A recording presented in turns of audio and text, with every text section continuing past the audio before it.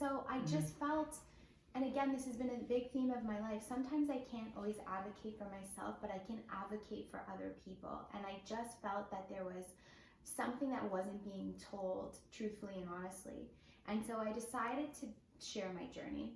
In the project, we actually interviewed some of my own family members, because it's quite hard to get people to want to open up and talk on a camera about their lived experiences.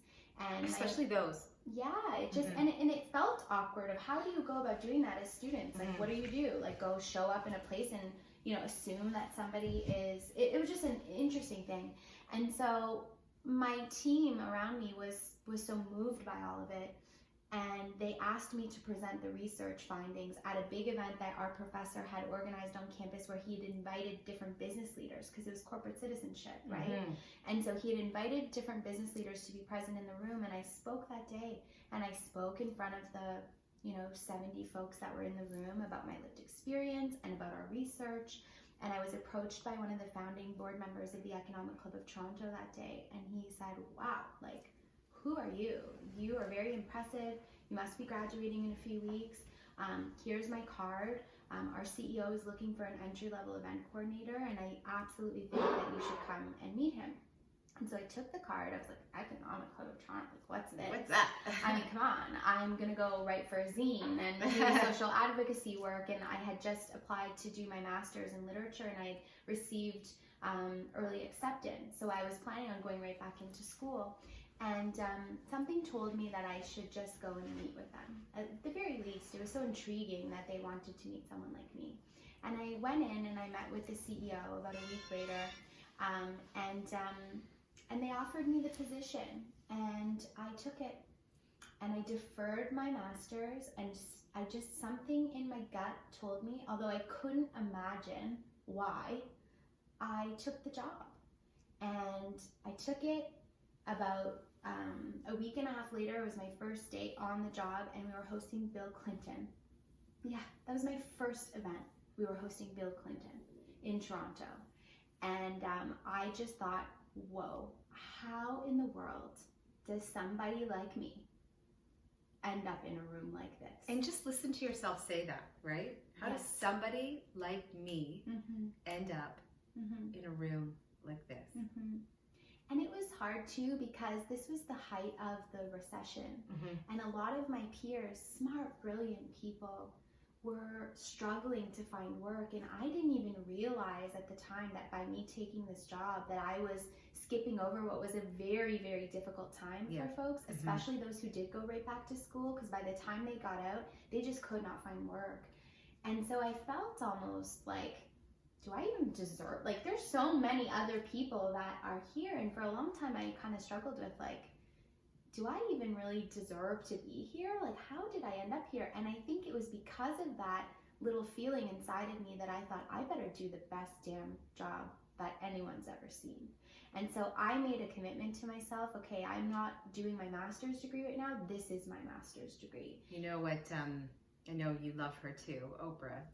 Queen. She raised me. I know, right? Yeah. She raised me. She like her words of wisdom, and I used to live by this. It was part of a morning ritual for me, which is, if you're going to do a job, do it better than anyone else. Yeah. Whatever that job is, make sure you're the best. Person. You're the best one at it. Yeah. And that's what you did. Well, and then you became the president of the Economic Club.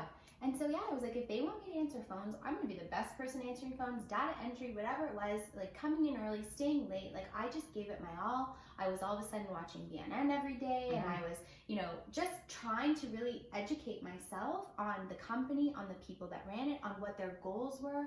And, at the time, the CEO, he was a real entrepreneur. He had started this, and he had visions for what he wanted the company to be. And so I started to keep notes at the side of my desk of ideas that I had for the organization, but I was careful that I wanted to understand the lay of the land and the personalities that I was working with before I mentioned anything. And I wanted people to know that I wasn't telling any ideas to take over, that I was happy in the role that I was doing, proud to do it, but that I truly cared about the organization. And so I waited about 6 months, like such a millennial. But I waited about 6 months until I felt very comfortable in that space and the people. And I asked the then CEO, would he be willing to sit down with me and listen to a few ideas, and he absolutely was. And I shared with him that day that I thought it would be really, really important if we rebranded the entire organization to become the Economic Club of Canada, and that you should, fully go that route, and that there are heads of state that are flying into our capital region that we're missing out the opportunity because of the name, right, of the backdrop. And that this country is so diverse, that there's so many diverse opinions, and you could take one speaker with the exact same speech and you could go and hit 4 or 6 different cities across the country and have a different audience and a different result. Of course, yeah. And that's really the truth. And I just looked, and there was no organization that was national that was doing that work. There was competitors locally in different markets, but there wasn't someone who was a real national umbrella who could do a cross Canada sweep. And I just said, I think there's an opportunity here. And he was reluctant to rid, the Economic Club of Toronto was a very established brand at the time, but he started to allow me to implement a few ideas with the oversight of a few of the board members. And I started to kind of do that, and it was so interesting. This is Obama. When Obama was running against John McCain, John McCain decided he wanted to give a speech on Canadian soil during the election, and he chose the Economic Club of Canada. And the Economic Club of Canada existed like in a small footprint on the website, and we had like printed a banner. Like it wasn't really much, but they felt comfortable with that brand, and they chose the Economic Club. And this was the first time in history that a U.S. presidential nominee gave an address on Canadian soil during an election. And it really kind of put the Economic Club of Canada on the map. And I think the senior leadership of the organization thought, who's this young girl, and how do we keep her around? And so they kept promoting me. Soon I was the vice president, and I was doing all the business development and the rebrand strategy of the new organization. Wait, and tell me, how old were you? Yeah, I was 25, turning 26. And then eventually what ended up happening was the founder and CEO of the Economic Club decided he wanted to run for office himself. And so at that time, Harper had a minority government, and we weren't sure if there was going to be a full 4 years or whether there's going to be a snap-called election. And I remember, Mark, who was my predecessor, sitting me down with his wife and saying that they were trying to make this real difficult decision of whether or not he was going to run. And I absolutely said, I support you if this is your dream. And I knew it was, because I remember cleaning cupboards and seeing electoral maps, all big ones, like rolled up. And I remember asking him, being like, what's this? And he's like, oh, it's just the riding that I manifested. Yeah, totally. He had always dreamed of doing something like that. And I could recognize that. And I encouraged him. I said, if you want to do it, you absolutely should. And I'm here, and I'll help you figure whatever that looks like. And they said, well, we would love for you to run the Economic Club as president and CEO during the campaign. Like if you could step in term and help keep everything going. I mean, you know what's going on here. And we were still a very tiny organization, although doing, big things on the public side. And so I agreed. I had no idea that he was going to actually be elected. Like, that's the truth. I really didn't think he was going to be elected, and I don't think he did, and I don't think any of us really did. And that was the interesting thing. So there you are. Fast forward to become president. Well, and it's interesting because when you're gearing up for an election, a RIP period is a RIP period, and it's 30 days. But all the gear up before that happens before we even know if the election's going to be snap called or what's happening. So if you fast forward to when he made that decision, and now when the actual election's been called and we're in the process of everything, I'm 9 months pregnant. So my husband and I were expecting our first child, and May 2nd was election day, 2011. Wow. He was elected, and May 23rd I had Luke. And I became officially the CEO and president of the Economic Club 2 weeks before I had my child. And I have to say that all leading up to this point, I was starting to gain more and more confidence in myself, because I kept having these little ideas and I was allowed to implement them, and they kept being successful. But I had men around me that were running the organization that looked the part, that absolutely looked like what you would picture if you saw the CEO of the Economic Club of Canada. And they were constantly sponsoring and validating me to be in rooms. So we would go into a boardroom and Mark would set it up, and then I'd do a lot of the talking, but he was there and it all kind of was okay.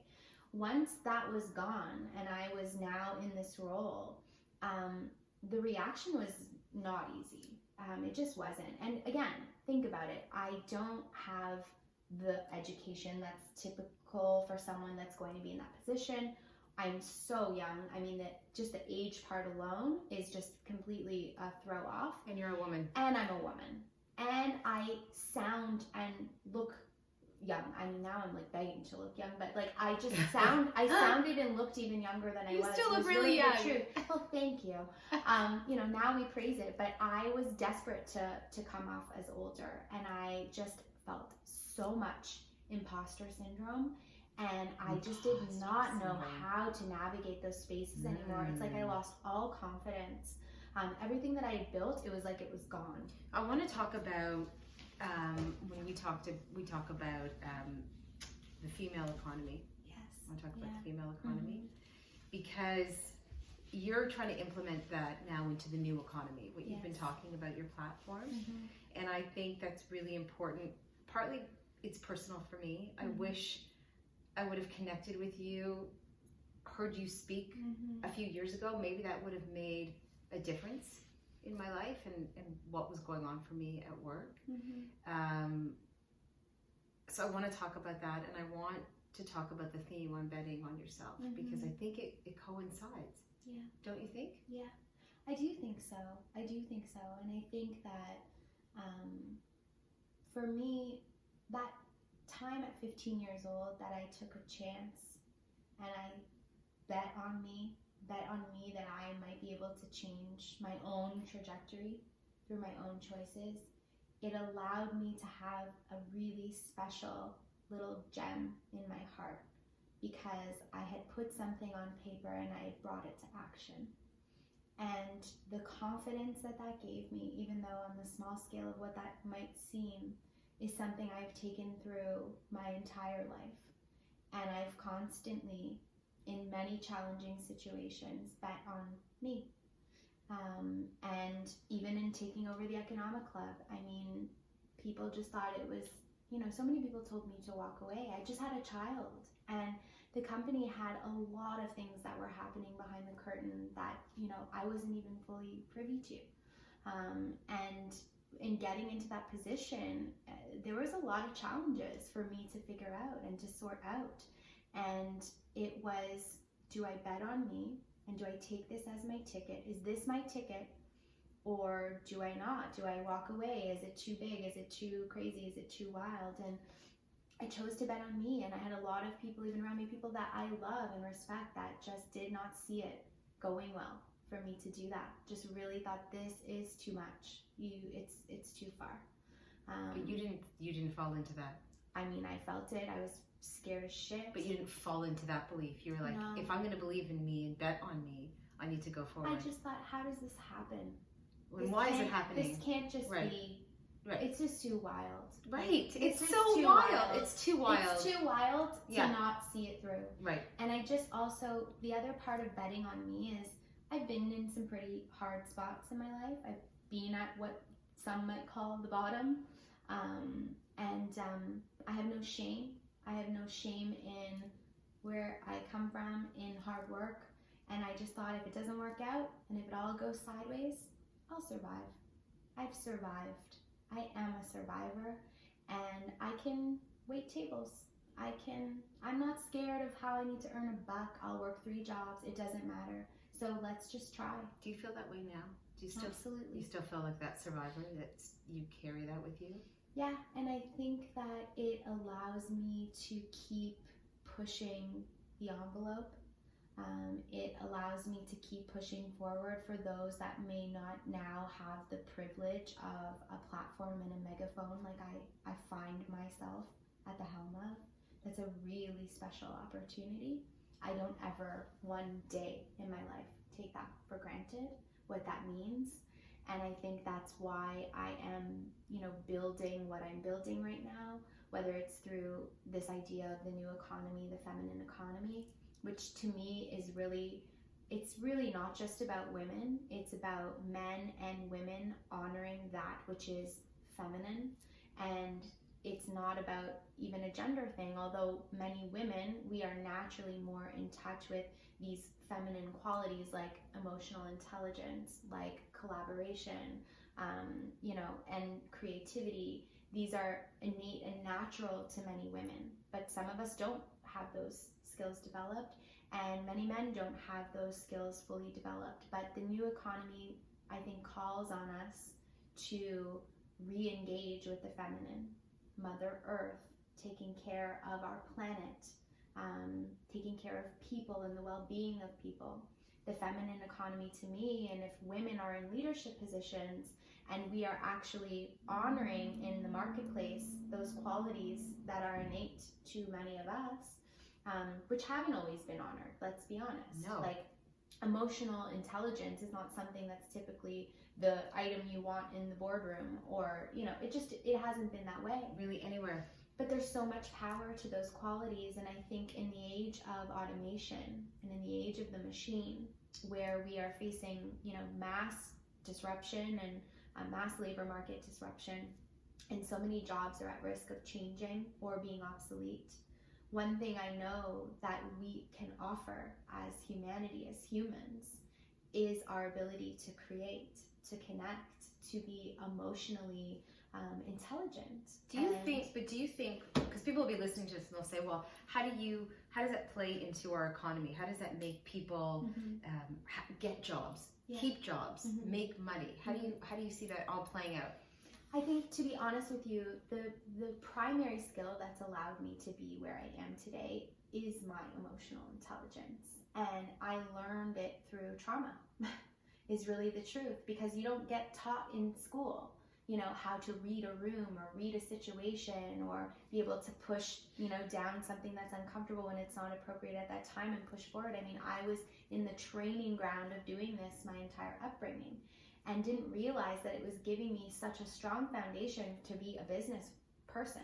I didn't realize how often I would draw on those skills in business, in relationship building, in bringing an idea to fruition, in being able to handle diverse opinions, or diverse people, and just in order to neutralize difficulty. I mean, I run one of the most senior platforms in this country, and we talk about all issues, and there are oftentimes there's protesters outside, there's issues around the table. I mean, we are so divided in so many ways as a country. And so when you want to ask how do these qualities actually drive the agenda forward for us to be profitable and sustainable, I would say, well, let's first look at where we're at and what are the key issues we face right now as an economy and as a country and around the world. And I would say the first is the mental health crisis. It's huge. That is impacting our labor force. And it doesn't matter, the statistics don't lie.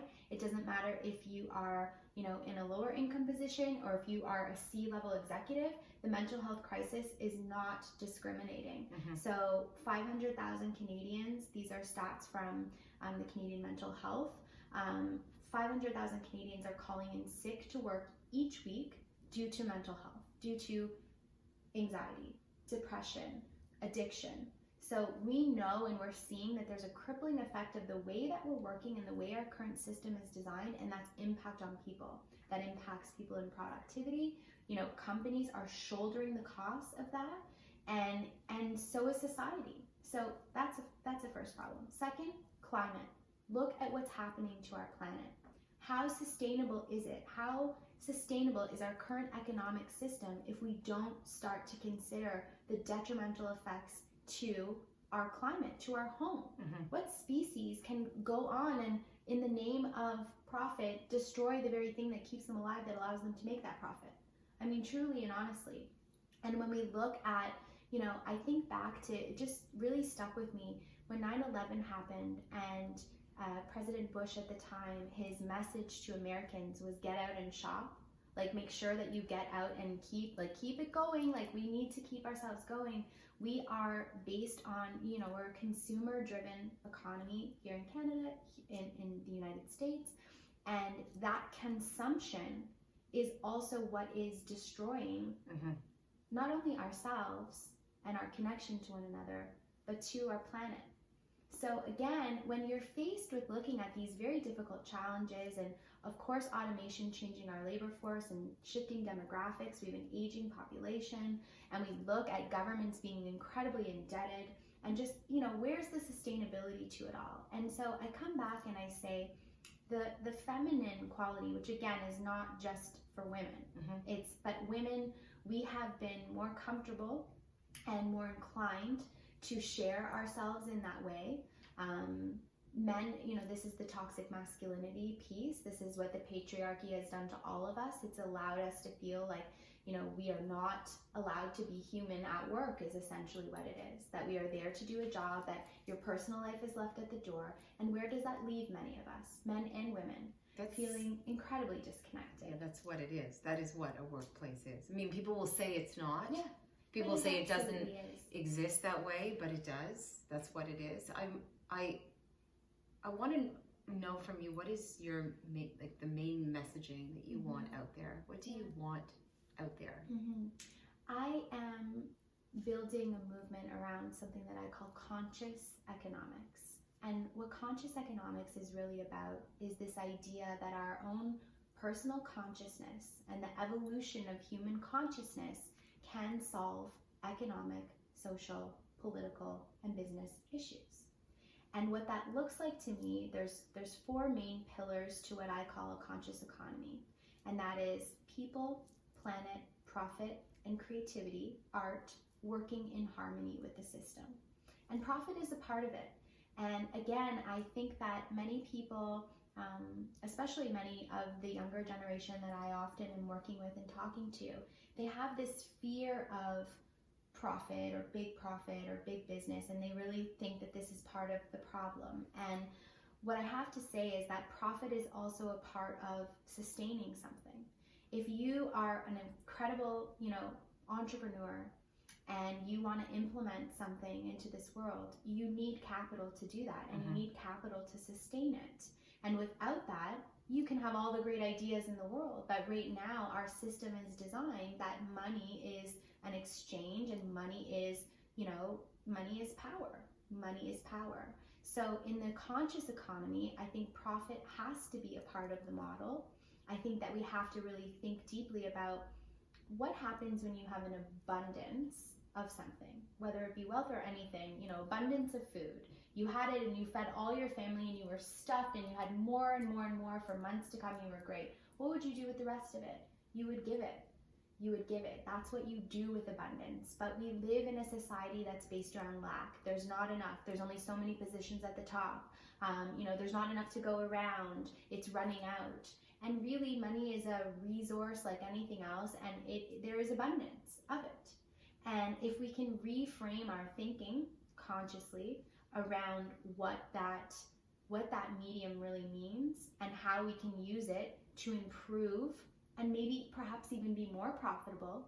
What if this is, it seems kind of backwards where we are right now. If you really think about it, the system's not really working for everybody, is the truth. No. It's not, and it's, governments are more indebted than they've ever been before. Like I said, all of these other issues. So as an entrepreneur, I think, well, if we're not solving the problem with the current product, don't we pivot? Don't we innovate? Don't we go another direction? And so I really think that the standing ground here is that I believe that we can have a system where the well-being of people, the well-being of our planet, the well-being of profit, and creativity can commingle. We can all coexist. Yeah, we can coexist. I want to leave you with one final thought, and maybe you can touch on this. You have said, plant the seed, dream your dream. Plant the seed. You have to plant the seed or you won't grow the flower. And that's really the truth. And I think that so much of this work even that I'm doing right now, I knew I wanted to do it. I had no idea how or when or why, but I wrote it down, and I put it just like a little feather in, you know, your cap. You put it there, you kind of forget about it, and then all of a sudden an opportunity arises, and because you've planted that seed, you can recognize the opportunity when it comes. So write it down. Write it down, talk about it, Say it out loud. say it out loud, meditate on it. You know, and what that can look like for anyone, that could be a practice of writing about it. That could be a practice of sitting in stillness and envisioning what that might look like.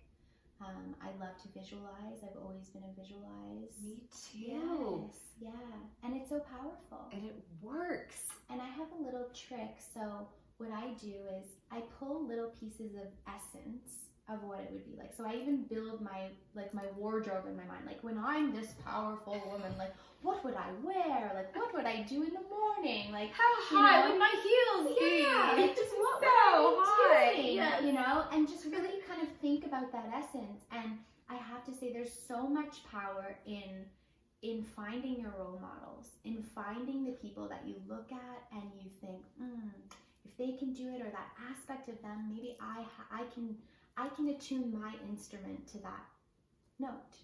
And I have to say that that's been something that I've, you know, watched you over the years in your role. Watched me. I watched you over the years in your role and as a journalist, and I don't know, something about you I saw and I thought, she's doing it. She's doing, and it's yeah. on. So I was so honored. Like, I really, truly, I said to Randy, I was just so honored to sit down with you. I'm so proud of what you're doing, and I think that it's going to make a real meaningful difference to have this depth. You know, we're missing depth right now. We're missing depth in the world. Conscious economics is about authenticity, depth, talking about the things we would otherwise hide, and realizing that all of that impacts our system. It impacts the way that we configure and construct our systems, our own personal stuff. Thank you for saying that. That means a lot to me. I'm so happy you came on the deal. Are you happy you came? I'm so happy. It's the best. It's the best. It's You'll the come best. back? Absolutely. If you'll have me, I'll here. have you. I'm Yeah. going to see where you're at in a few months. I can't Yeah. wait to see who you interview next. Oh my goodness. Yes.